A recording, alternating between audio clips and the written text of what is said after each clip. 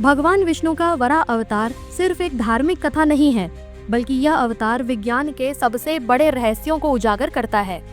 क्या आपने कभी सोचा है कि समुद्र से पृथ्वी निकालने का मतलब क्या है? और वो राक्षस हिरण्याक्ष, क्या वो वाकई कोई राक्षस था या फिर कुछ ऐसा जो आज के विज्ञान ने भी पूरी तरह समझा नहीं है? आज हम एक ऐसे विषय पर बात करेंगे जहां धर्म और विज्ञान एक ही राह पर चलते हैं और पुराणों की कहानियां अचानक जीव विज्ञान, डीएनए और इवोल्यूशन की भाषा बोलने लगती हैं। आज वराह अवतार के उस रहस्य से पर्दा उठेगा जो न तो टीवी सीरियल्स ने बताया और न ही किसी किताब ने। तो वीडियो में अंत तक बने रहें और कमेंट में जय श्री हरि विष्णु लिखना ना भूलें। वराह अवतार कोई सामान्य अवतार नहीं था। ये था सृष्टि के विकास की उस अदृश्य कहानी का प्रतीक जिसे हमने सदियों से पूजा तो जरूर, पर समझा नहीं। हिरण्याक्ष कौन था और वराह अवतार का असली उद्देश्य क्या था? क्या वाकई पृथ्वी कभी समुद्र में डूबी हुई थी या ये सब किसी गहरे वैज्ञानिक संकेत की ओर इशारा करता है? जब आप वेदों और पुराणों को सिर्फ कथाओं की किताब समझते हैं तो आप उस ज्ञान के महासागर को खो बैठते हैं जो हजारों साल पहले हमारे ऋषियों ने संजो कर रखा था। वराह अवतार का समय यह वह क्षण था जब जीवन ने पानी से निकलकर पृथ्वी पर पहला कदम रखा। सामान्य रूप से जब हम विष्णु पुराण में भगवान वराह अवतार की कथाएं पढ़ते हैं तो उसमें बताया गया है कि सतयुग में दिति और कश्यप ऋषि के दो पुत्र थे जिनके नाम थे हिरण्याक्ष और हिरण्यकश्यप।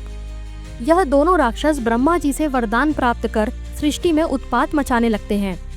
हिरण्याक्ष पृथ्वी को समुद्र में छिपा लेता है और इस पृथ्वी को जल से बाहर निकालने के लिए भगवान विष्णु वराह का अवतार लेते हैं और हिरण्याक्ष का वध करके पृथ्वी को समुद्र से बाहर निकालते हैं। भगवान विष्णु के वराह अवतार के रहस्य को समझने के लिए हमें हिरण्यकश्यप और हिरण्याक्ष को भी समझना पड़ेगा। आखिर क्या मतलब है इन दो राक्षसों का? राक्षस के बारे में सामान्य धारणा यह है कि राक्षस यानी बड़ा ही विकराल, अट्टहास करने वाला, शक्तिशाली इंसान जैसा दिखने वाला प्राणी। लेकिन राक्षस का मूल अर्थ होता है जो शांति में अशांति फैलाए, जो जीवन को आगे बढ़ाने में बाधक हो, जो विनाश को जन्म देने वाला हो और जो नकारात्मकता फैलाए। और अगर हमें वराह अवतार की कथा का रहस्य जानना है तो हमें हिरण्याक्ष और हिरण्यकश्यप का भी रहस्य जानना पड़ेगा और इन्हें समझने के लिए हमें सृष्टि के आरंभ में जाना पड़ेगा और भगवान विष्णु के मत्स्य अवतार और कच्छप अवतार के रहस्य को भी समझना पड़ेगा। शिव पुराण में बताया गया है कि भगवान शिव के अनुरोध पर ब्रह्मा ने सृष्टि की रचना की थी। शुरुआत में हमारी पृथ्वी पूरी तरह से पानी में डूबी हुई थी और कोई भी जीव इस सृष्टि पर मौजूद नहीं था। तभी भगवान विष्णु ने भगवान ब्रह्मा के कहने पर हिरण्यगर्भ से इस पृथ्वी पर जीवन की शुरुआत की। यहाँ आप हिरण्यगर्भ, हिरण्याक्ष और हिरण्यकश्यप में समानता देख सकते हैं। लेकिन यह हिरण्यगर्भ क्या चीज है? हमारे वेदों में हिरण्यगर्भ को ही सभी जीवों का आदि स्रोत माना गया है। हिरण्य का मतलब होता है कीमती धातुओं का रस और हिरण्यगर्भ का मतलब है कीमती धातुओं के रस का गर्भ। और इस पृथ्वी पर जीवन की शुरुआत भी इसी रस से बनने वाले एक कोशिकीय जीव से हुई है, यानी एक सेल वाले जीव।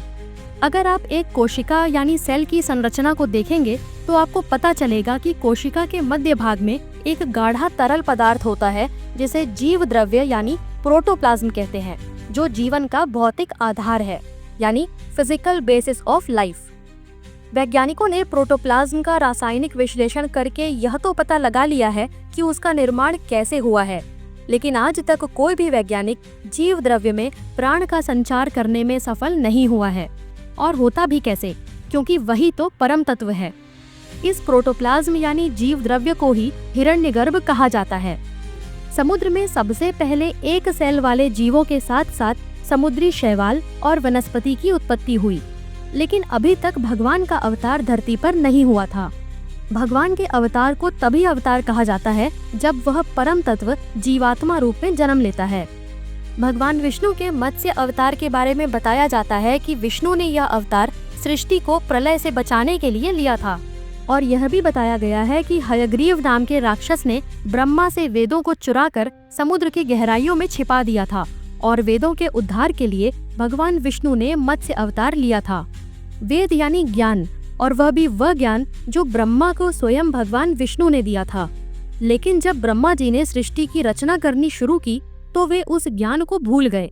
इसका मतलब है कि जैसे ही ब्रह्मा सृष्टि निर्माण की प्रक्रिया में लगे, उन्हें उस परम सत्य और अद्वितीय ज्ञान का बोध नहीं रहा, और यही गुणात्मक रूप से हयग्रीव नामक राक्षस कहा गया है, अर्थात वह स्थिति जब ज्ञान लुप्त हो जाए। वेदों के उस परम ज्ञान का लुप्त हो जाना ही हयग्रीव है। तो भगवान विष्णु ने जब मत्स्य अवतार लिया, तो इसका तात्पर्य है कि सृष्टि के आरंभ में भगवान विष्णु मत्स्य रूप में, यानी समुद्री जीव के रूप में जीवन का बीज लेकर समुद्र में प्रकट हुए और उस ज्ञान को फिर से ब्रह्मा जी तक पहुंचाया ताकि वह सृष्टि का निर्माण कर सकें। इसके बाद भगवान विष्णु ने कच्छप अवतार लिया। अब यह कच्छप अवतार किस लिए था? हिंदू ग्रंथों के अनुसार समुद्र मंथन के समय जब मंदराचल पर्वत को मथनी बनाया गया था, तो उसे स्थिर रखने के लिए भगवान विष्णु ने कछुए का रूप धारण किया और समुद्र की गहराई में जाकर उस पर्वत को अपनी पीठ पर संभाला। अब इस कथा का गुणार्थ क्या है? इसका अर्थ यह है कि जब समुद्र मंथन यानी ज्ञान, अनुभव और प्रयोगों की प्रक्रिया शुरू हुई, तो उसमें संतुलन और धैर्य बनाए रखने के लिए भगवान को स्वयं आधार बनना पड़ा। यही कच्छप है, और यह प्रक्रिया ही है जिससे अमृत यानी सर्वोच्च ज्ञान और ऊर्जा की प्राप्ति होती है। अब आते हैं वराह अवतार पर। अब तक की स्थिति यह थी कि पृथ्वी पर जीवन की शुरुआत हो चुकी थी। वनस्पति, जलीय जीव और कुछ स्थलीय जीव भी विकसित हो चुके थे, लेकिन अब जीवन को संपूर्ण रूप देने के लिए उसका स्थायित्व, आधार और संतुलन जरूरी था। यहाँ पृथ्वी को जल में से निकालने का अर्थ है स्थायित्व का आरंभ, यानी पृथ्वी का ऊपर उठना। ध्यान दीजिए, यह कोई भौगोलिक या भौतिक घटना नहीं है कि किसी भगवान ने हाथ में पृथ्वी उठाई और समुद्र से बाहर निकाल ली। यह प्रतीकात्मक रूप है जो यह दिखाता है कि जब तक पृथ्वी जलमग्न थी, तब तक स्थायित्व नहीं था, जीवन अस्थिर था। भगवान विष्णु ने वराह रूप इसीलिए लिया क्योंकि सूअर की प्रजाति मिट्टी में खुदाई करने के लिए जानी जाती है। वह गहराई में जाकर जड़ को खोज लेती है। इसका अर्थ यह है कि जब जीवन की जड़ें जल में छिपी थी, तब भगवान विष्णु ने मूल तत्वों की खोज की, जड़ को ढूंढा और जीवन को स्थायित्व दिया, उसे धरातल पर लाया। यह पृथ्वी को समुद्र से निकालने का आध्यात्मिक और वैज्ञानिक अर्थ है। और हिरण्याक्ष का अर्थ है वह स्थिति जहाँ ज्ञान, स्वार्थ, मोह और अज्ञानता में डूब जाता है। भगवान विष्णु ने उस हिरण्याक्ष का वध किया, अर्थात उस स्वार्थ और अज्ञानता की स्थिति को समाप्त किया जिसने जीवन को असंतुलित कर रखा था। अब आते हैं नरसिंह अवतार पर। जब पृथ्वी पर जीवन स्थिर हो गया तो मनुष्यों का जन्म हुआ। मनुष्य का जन्म एक विशिष्ट उद्देश्य से हुआ था कि वह सृष्टि की रक्षा करे, धर्म की स्थापना करे और अपने विवेक से अच्छाई और बुराई में अंतर करे। लेकिन जैसे जैसे समय बीता, मनुष्य ने अपने भीतर के अहंकार, अत्याचार और अज्ञानता को बढ़ावा देना शुरू कर दिया। हिरण्यकश्यप इसी का प्रतीक है। हिरण्यकश्यप वह मानसिकता है जो कहती है मैं ही ईश्वर हूँ, मेरे अलावा कोई और नहीं। हिरण्यकश्यप के पुत्र प्रहलाद का अर्थ है वह चेतना जो परमात्मा में लीन है।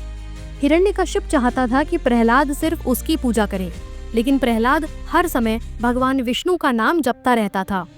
हिरण्यकश्यप को वरदान मिला था कि वह न दिन में मरेगा न रात में, न किसी इंसान के हाथों न किसी जानवर के हाथों, न धरती पर मरेगा और न ही आकाश में, न किसी अस्त्र से न किसी शस्त्र से। तब भगवान विष्णु ने नरसिंह रूप धारण किया, अर्थात आधा नर आधा सिंह। उन्होंने शाम के समय घर की चौखट पर अपनी गोद में रखकर और नाखूनों से हिरण्यकश्यप का अंत किया। इसका गूढ़ अर्थ है कि ईश्वर जब भी अवतार लेते हैं तो मानव की सीमित सोच और विज्ञान से परे जाकर समस्या का समाधान करते हैं। नरसिंह अवतार हमें यह भी सिखाता है कि जब अधर्म और अहंकार चरम पर पहुंचता है तो परमात्मा स्वयं अवतार लेकर उसकी मर्यादा तोड़ते हैं और धर्म की स्थापना करते हैं। साथियों, उम्मीद है इस वीडियो से आपको अवश्य ही कुछ नया जानने को मिला होगा। अगर हाँ, तो इस वीडियो को एक लाइक करके अपने फ्रेंड्स और फैमिली में जरूर शेयर करें। अगर चैनल पर नए हैं तो इसे सब्सक्राइब करके बेल नोटिफिकेशन को ऑन कर लीजिए ताकि आगे आने वाली वीडियोस आपको सबसे पहले मिल सके। मिलते हैं अगली वीडियो में एक नए टॉपिक के साथ। नमस्कार, जय महाकाल।